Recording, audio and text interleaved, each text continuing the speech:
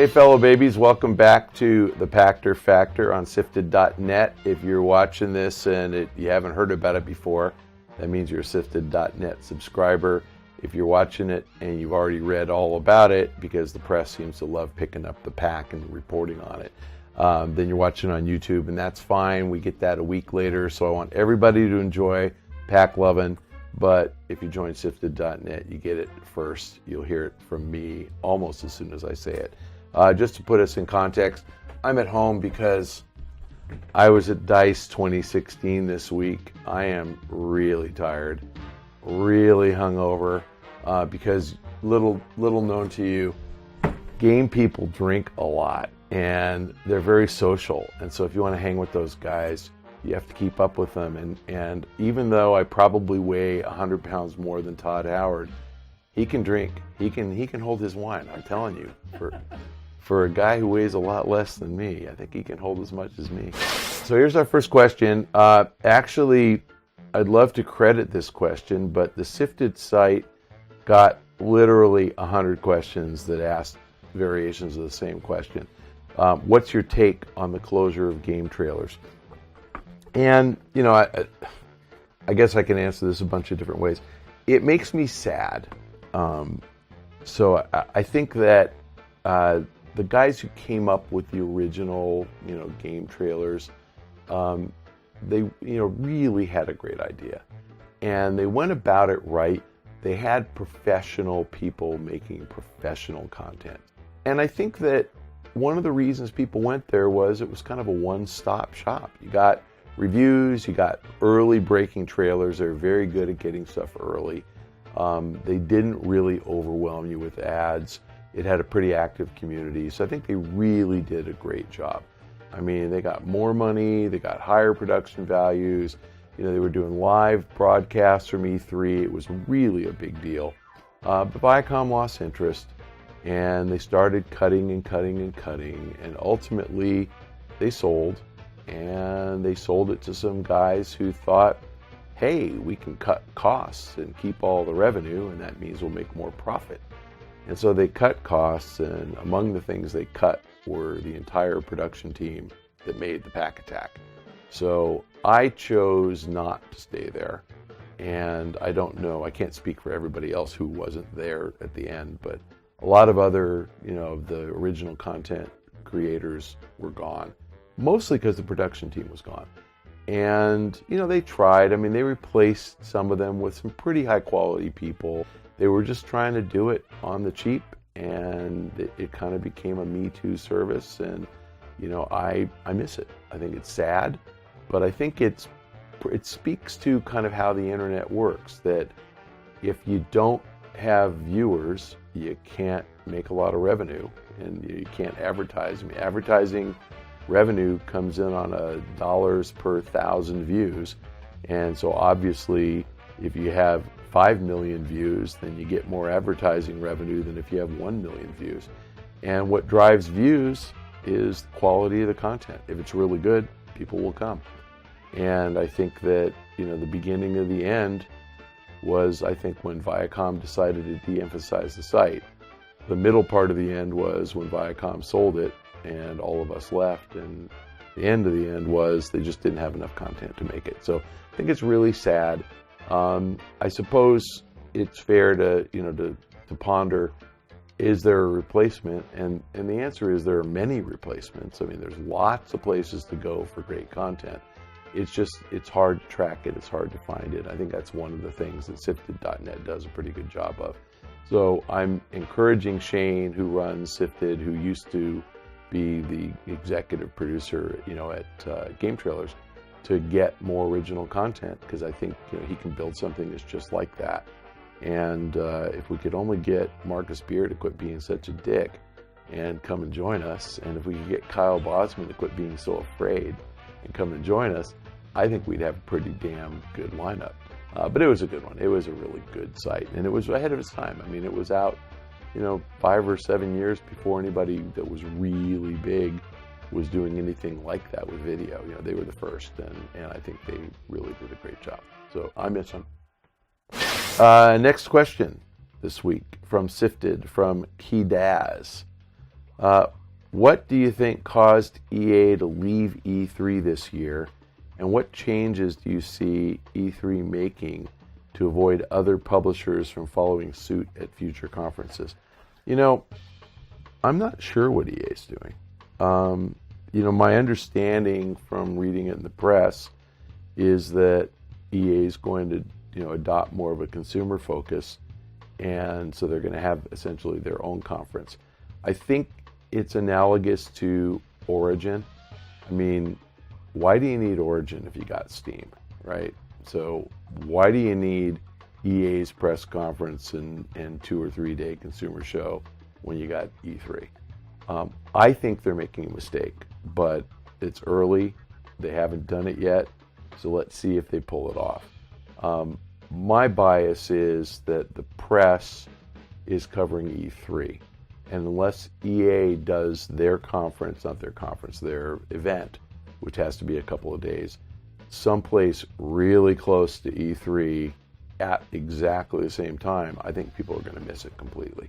So consumers may like it, but I think consumers' moms actually read, publications like the Los Angeles Times or Time Magazine or watch ABC News, and you get coverage of E3 on television and in mainstream publications. So I think that's healthy for the industry. I think EA is making a mistake. The question about other publishers following suit, it really comes down to just, Activision and Nintendo are the only ones that are big enough to do it on their own, and anybody would actually care. And I don't see either of them doing it. I actually think that the absence of EA is going to create a void at the middle of E3, like right when you walk in the main hall, front center door, you run into EA. You're not going to run into EA this year. You're going to run into probably Activision, maybe Microsoft striking back at Sony. So I think it'll be really interesting to see. But I expect EA is going to do something right next to E3, right at the same time, kind of right on the coattails of E3. They didn't pull out of the ESA. They certainly are not, stopping their support of the ESA. I think they're just trying something different. And I would say it's probably analogous to, husbands who cheat on their wives because they get bored and they want to try something new. They always go back and they always feel horrible about it. So I think that's probably what's going to happen to EA as well. I think they're cheating on the ESA by going outside of E3, but it's their business. If that's what they want to do, they certainly have enough money to do it. The good news is EA is having an analyst day, so for guys like me, an investor day on May 17th. So I think that's where they're going to really tell everybody what their strategy is and what they're doing a month later. And so I'll know more then, but I have not seen enough detail on it to know exactly why they think it benefits them to be standalone. And again, maybe it'll work. Maybe the consumer angle is going to be something that attracts 100,000 people. I don't think so. I mean, I think it would have been better to work from within the ESA, try to get E3 extended a day or two, open it up to the public and have the 100,000 people come in because they want to see everybody's games instead of EA's. And if you think about EA's games, I mean, they have a few that are really compelling, but really, are you going to fly to LA and stay in a hotel, an expensive one because it's during E3, to see Battlefield or, Dragon Age or Mass Effect? Probably not. You might do it if you could see every game, if you could see every single thing out there. But I think it's a hard draw just if you're a standalone publisher. So we'll see why they're doing it. I think they're doing it because they've made the decision that it's better for them to stand out on their own. I think E3 is probably going to survive. I think E3 is probably going to be one of the best ones ever. I think it's a really interesting time because we've got rumors of Nintendo on an NX. We're going to have Sony trying not to gloat on how they're kicking Microsoft's butt. We're going to have Microsoft trying to explain why they're going to come back. And I just think consumers are going to like what they see at E3, so I'm looking forward to it. This week's next question from Sifted is from Zet Saber. If you were given the opportunity to become the CEO of a publisher for a year, which publisher would you choose and why? What changes would you make? Well, I guess it really depends on what I want to accomplish. I mean, I would probably become CEO of Activision and make no changes because I think they're doing everything right. And I would love to own a lot of their stock and watch it go up by 100%. So, I would do that because I could retire after being in Bobby Kotick's shoes for a year. But I think Bobby's doing a great job and I don't think he needs replacement. I think I would probably like to be the CEO of Ubisoft. I think Ubisoft's on the verge of greatness, and I think they do one thing wrong. They're a bit paranoid, and they tend to spend too much money making games with very little enhancement in quality. And I think the reason for that is I think they're paranoid. I think that they don't want to give any studio a lot of power. They don't want to turn into Rockstar, where the studios can do whatever they want. So they divide their games up among several studios, and the games constantly take longer than they should, and the quality is worse than it should be. And by worse, I do not mean bad. I mean mid-70s for Assassin's Creed instead of low 80s. But it's the difference between 12 million units and 7 million units. If the game gets mid-70s and you get a choice of Fallout or Halo or Call of Duty or Star Wars, you're just not buying Assassin's Creed first. It's probably your fourth choice out of those 5 or something. And that's a problem. If the game had gotten a higher review score than all the others, you would have thought differently and bought it. So I really think it matters. I can beat up on every game CEO. I think if I were the CEO of Electronic Arts, I would beat the shit out of the guys who make the NBA game. I don't get that. I don't get what's so hard. And if you can't make a good game, fire everybody and poach the guys from 2K. I don't get it. I'm not going to say that, that the 2K guys aren't great. They are, and probably super happy, and they don't want to go anywhere. But they live in the Bay Area where EA is. Double their salaries, and they'll come to work for you. I don't get it. I don't get how EA sells literally about 10% as many units of their NBA game as Take-Two does. What is wrong with them? So that would be the biggest change I'd make there. Our last question for this week from Sifted, from Jesse M. With the January NPD report, I noticed a number of older titles still in the top 10, like GTA 5, Minecraft, NBA 2K16, etc. Do you think this is a sign of declining trust in lesser-known franchises or new franchises? Wow. Okay, I got to say, of those titles, GTA 5 is probably a mild surprise, but given the number of consoles being sold, I think you're getting a lot of brand new console purchasers who will go into a store, it could be Walmart or Target or GameStop, and say, what's the best game for the Xbox One? What's the best game for the PS4? And I cannot imagine a retail clerk saying anything other than GTA. I mean, there, obviously some of us like other games better. A lot of people like FIFA better. It's their style of game, or they like Fallout better. It's their style of game. But as far as just straight out highest quality game ever, I mean, GTA 5 is probably in the top 3 games ever rated. And so, you're getting a lot of guys who are buying it. I think that the Take-Two guys, Rockstar guys, did a really smart thing by making GTA Online, require the game. So if you were playing GTA Online on your Xbox 360 and you upgrade to an Xbox One, you probably had to buy GTA again if you want to keep playing GTA Online. So I think that one is explainable. Minecraft is a little harder to explain, but the people who are buying Minecraft for the first time are essentially under 10 years old. So, I think that's just a sign of how many households with kids under 10 are getting a new console. But that's a steady seller because it's just the game kids want to play every year. But I'm a little surprised that's in the top 10.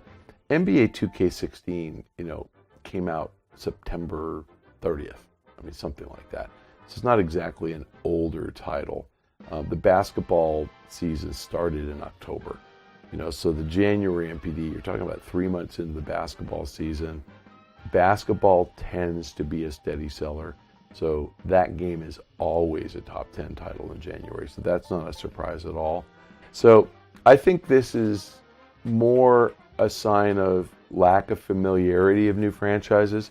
And, I guess the point is that the publishers don't really take a lot of risks. They don't really come up with that much new IP. I think the only new IP from Activision on the console in the last 2 or 3 years is Destiny. And Destiny was still a big seller. And the next one from them will be Overwatch, but they didn't have any new console games, that weren't a sequel. So Destiny in 14, nothing in 15, Overwatch in 16. And I think that's true of all of them. I mean, I guess you could say Star Wars is a new franchise, but plenty of faith in Star Wars is not really a new franchise, just new for EA. But really, I think that Christmas is tough. I think that everybody likes to get away from Call of Duty. And I think they, just don't want to get trampled by it. You saw Ubisoft, they have a new franchise, The Division. It didn't come out at holiday. So they didn't want to get beat up. I don't blame them. So really, it's just a function of it costs so much to make a game. Nobody wants to make a mistake. So consumers have fewer choices, and they tend to see sales concentrated among a handful of titles because there are fewer choices. There are some pretty damn good games, coming out in the next couple of years, and so I think you're going to see a little difference in the fall. We're going to get Watch Dogs again, and we're not going to have Assassin's Creed, it looks like. So next January, completely different, and we'll see. I won't be surprised if GTA 5 is still a top seller a year from now, because new console owners are still going to buy it because it's still the best game out there. Okay, fellow babies, thanks for joining us on Pachter Factor, and I hope you were watching on Sifted.net. It is not expensive. For $2.50 a month, you get a lot of Pack 11. It's about 60 cents an episode. I mean, what the hell? And you get everything else on the site. Of course, if you don't join Sifted, you can watch us on YouTube. If you have a question, please submit it via Twitter, and make sure that you send it to @MichaelPachter and @SiftedGames. If you would like to submit it through the Sifted site, of course, you can do that. And you may have noticed almost all the questions we take come from the Sifted site, because we have to show favoritism to people who actually pay to produce the content. And for those of you who think, why don't I just use a webcam from my laptop and just post this directly to YouTube? I don't have the patience to figure this stuff out, to come up with questions, to make sure the shot is framed correctly, to make sure the sound quality is good. So just deal with it. I need a professional to do this. And so we got one. Please join Sifted so he can afford to keep doing this.